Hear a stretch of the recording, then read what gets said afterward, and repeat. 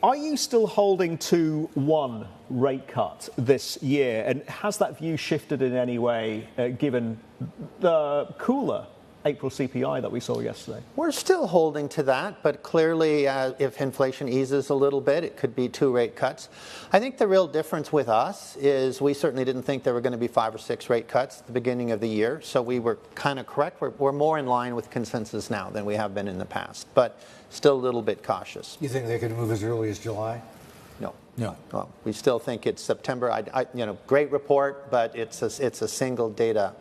The Federal Reserve has a really difficult situation going on right now because historically the way that it affected the economy was through mortgage rates, through housing. And because we had that period of everybody refinancing at such low rates in the past, the Fed just doesn't have the power, the push through that it did before. And so what that means, and I think that's why, the numbers, you guys are talking to so many economists that have been wrong, is it just isn't the same as it has been in the past on the way as rates went up, and I predict it won't be the same as rates go down.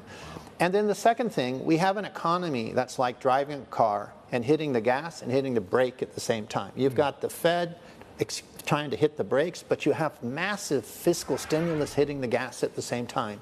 And it overrides what the Fed's trying to do. So when you look at the price action in the bond markets, it looks as though we've seen something of a breakdown in the 2-year yield. Similar story for the 10-year yield, which seems to have settled into a range. Is that telling us that the war against inflation has been largely won, or are we being lulled into a false sense of security here and we get more volatility in the rates market? So it's an interesting question, because I don't think the war against inflation will be won in the sense that we'll get down below 2% or a lower rate. So I think maybe the battle's been won, if you will, against the really high inflation rates. But I think there's a whole lot of pressure in the economy that could keep inflation at the 2.5. If we're looking out there, 3-5 years, a longer period of time. So a higher new normal is what you're talking about. Yes. And these countervailing forces, right? What the Fed's trying to do, ease, and then you've got the fiscal side, the deficit, et cetera. Would it be fair to say that come November, regardless of who comes in, whether it's Biden for another term or Trump 2.0, we are going to see record issuance continue?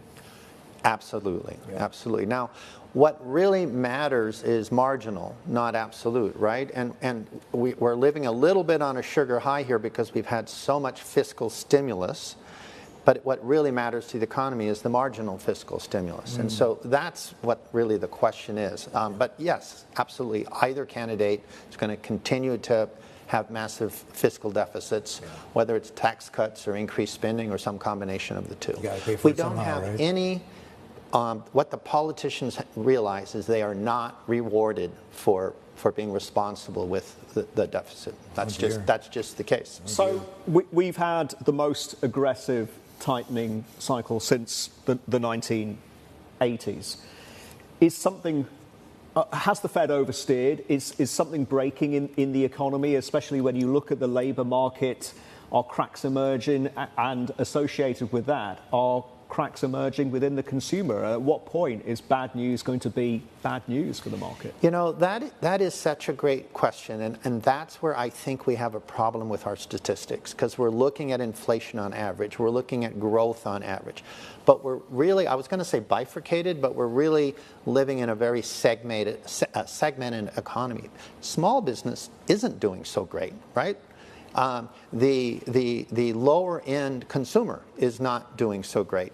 If you divide by the different states, we have states that are in the U.S., we have states that are in recession and states aren't. So I think that these kind of broad numbers hide a lot what's going on. And kind of tangentially, Martin, to what you were saying, this has an electoral effect as well, right?